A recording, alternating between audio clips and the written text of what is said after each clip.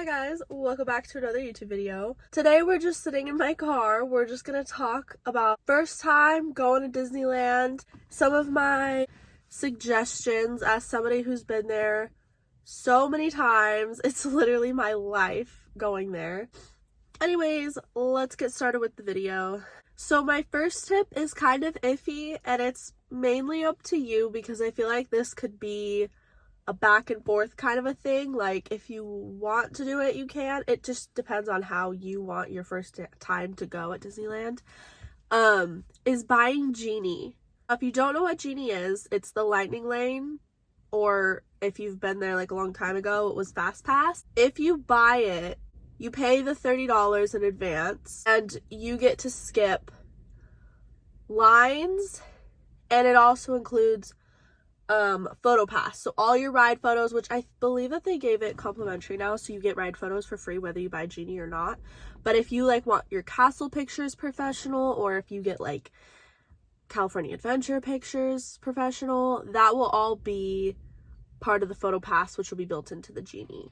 So I would recommend Genie if you want to really get on like certain attractions that are normally crowded. So if you want to get on Mickey's Runaway Railway, definitely buy a Genie because that line is always long. So you have to pay extra if you want to get on Racers or Rise of the Resistance. Those are not included in the Genie. They're the extra $20 probably averaging just for one ride, and you have to pay it per person. Now it's the same with the Genie, you still have to pay per person, but I always get Genie every time I go because and it does include the photo pass and it includes the Genie, and I'm more of like a ride person. If you're a ride person, buy Genie. If you are the type to just kind of like go there just to experience stuff, like if you're going with kids, maybe don't buy the Genie because you're going to want to meet the characters, you're going to want to watch the parades, and you're probably going to be stopping a lot and taking a lot of breaks.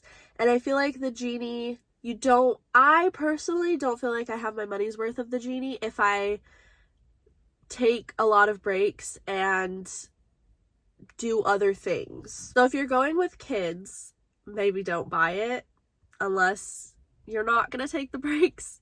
But most likely you are. So like I said, Genie is kind of up to you. It's like if you want to do a bunch of rides, get it. If you don't want to do a bunch of rides, maybe don't get it. None of the Fantasyland rides have Genie. So once again, if you're going with kids, it's kind of useless. Unless you consider Matterhorn part of Fantasyland. Matterhorn does have Genie, but if you're going with kids, you probably aren't going on Matterhorn. It's kind of up to you. Tip number 2 is limiting reservations. So I just went on a trip and we made a Blue Bayou reservation, Lamplight, Carthay, Carnation twice. That's like 5 reservations in one single trip. And let me tell you, that was a mistake. Don't get me wrong, I loved every single one of those places. I wanted to experience them anyway. So it was fine because I really enjoyed eating there and getting that experience. Would not recommend making 5 reservations. I would not recommend making more than 1 reservation in a trip because, oh my gosh, it was chaos. Now, we did book a Goofy's reservation for the day that we were leaving. We booked it for breakfast. And since we are Magic Key holders and we couldn't get into the park on that day, so if you're not going into the park, you could definitely make Storyteller's reservation, or you can make a Goofy's Kitchen reservation. And those are like really good. They're character breakfasts. They're really good places for, especially if you have kids and you want them to like meet the characters. That's a perfect way to do it because you're already making that reservation. And I mean, you get to see your kids meet the characters and have breakfast. So it's a 2 for 1, right? Woo! If you want to go there to eat, maybe it wouldn't be a bad idea to make so many reservations. But I personally felt like the reservations were holding us back from doing the other stuff.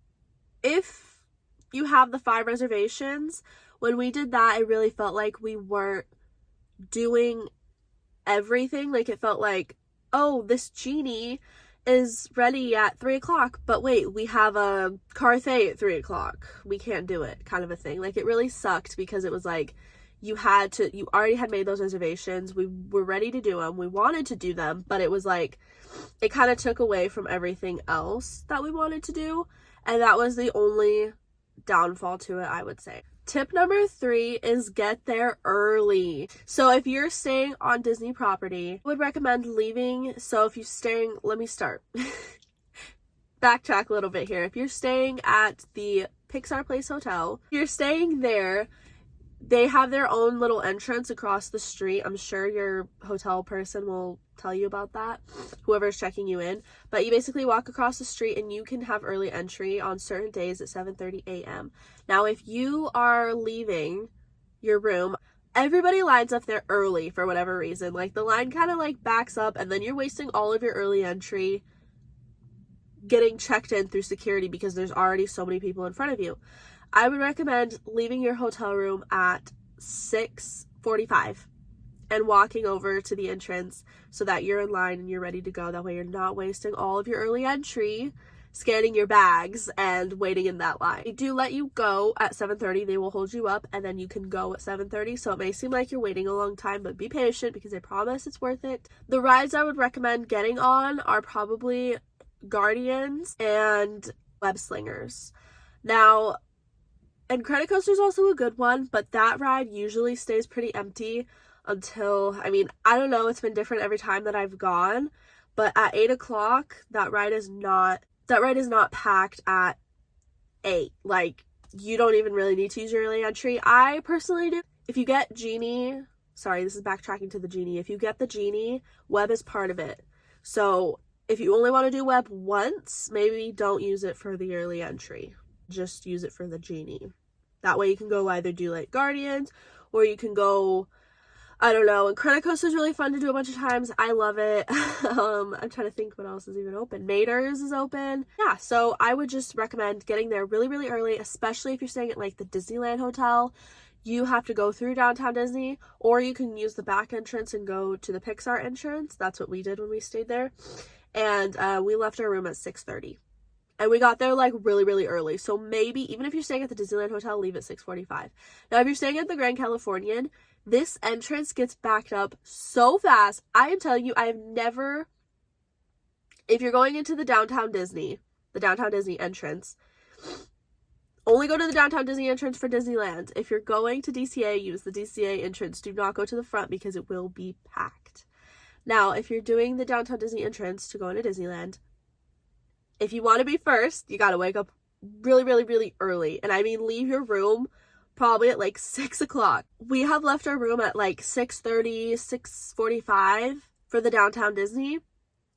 And I'm telling you, I have never been up close. I am always in the back of the line for whatever reason. I would not recommend leaving any later than 6:45 because you will be like using all of your early entry just to scan your bags. Like, that's it. That's all of your early entry. There's no other entrance to Disneyland other than the front gates. So everybody from the buses, from downtown Disney, from the Disneyland Hotel, from the Pixar entrance, from the Grand Californian, everybody is at those entrance gates. So, I mean, it is crowded. DCA has, I believe, 3 different entrances, so that kind of clears up the crowds a little bit for scanning in tickets. It is chaos at Disneyland. When I left at 6:45, I didn't scan in to Disneyland until like 6:32, I think it was. And early entry had already started. So by the time we got in there, I was like, we need to run because we are wasting our early entry. I did not realize that the Grand Californian would be so backed up. That's just my tip for getting there early because there's less, you get more time. 8 o'clock is so empty. I'm telling you, the parks don't get crowded till about 10. And then 11 gets like really crowded because everybody's park hopping at that time. Disneyland will get really crowded at 11. Like, from my experience, Disneyland gets so crowded. So this one is just a really fun fact. It is something that I did last time I was there. I had just thought about this. So Incredicoaster was down for refurb. So we did Incredicoaster 3 times.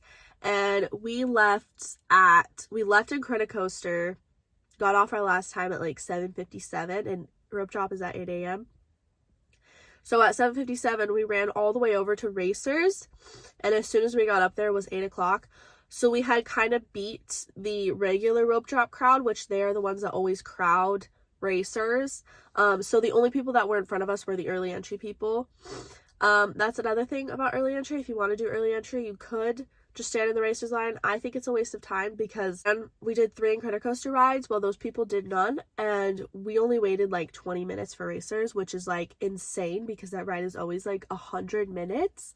So I don't know, just a suggestion. I loved that idea, and we were able to just get on it in 20 minutes. That was it, and we were good. So I don't know, I recommend it. I think it was a great idea if racers is something that you want to get on. Okay, this is tip number 4 or 5, I think. I would recommend bringing water. Now, I don't know if you're bringing like a big backpack or a fanny pack, but you can, a lot of people have this question, you can bring water bottles into the parks. Their waters are like $5. It's crazy. $6, like, bring your own water. Always pack like a whole bunch of waters with you. If you're staying on property, it's great. You can go back to your room and like bring 2 waters with you per person. That's what I did. I mean, I had a big backpack, so I put 2 water bottles in it. Now, if you're just bringing a fanny pack, it sucks. You don't have any room for water. So I had my dad put it in his cargo pants so that they could just kind of sit there, because I did bring a fanny pack a few times and I was like, this sucks. I mean, it's nice because the backpacks make me so hot, like it is sweaty, so it's nice to just have like a fanny pack that fit everything that I needed except a water bottle. It even holds my phone. Didn't hold my ears though, I will tell you that. If you're bringing ears, fanny packs are not good because you have to hold them on every single ride. Tip number 6. Now this is for people who want to do Rise of the Resistance. So if you don't care about that ride, you can skip this part. Do not run to Rise of the Resistance first thing in the morning. Do not rope drop it. Everybody else is doing that. You'll be waiting in like 100+ minute line. I would recommend doing right after fireworks or like during fireworks if you don't care about the fireworks, or do it at night. For some weird reason, it's always less crowded at night. So go do it at night. Just wait. All the Fantasylands will walk on first thing in the morning except Peter Pan. Peter Pan, there's never a good time for Peter Pan. Ever. Anytime I walk by Peter Pan, I mean, that line is sticking right out that entrance. Well, I think that was it. I will be doing more of these kinds of videos that just like kind of gives you tips about Disneyland and all these other things. I really love the place. Maybe I could do like a ticket info kind of video, like when to go, what's the better times to go.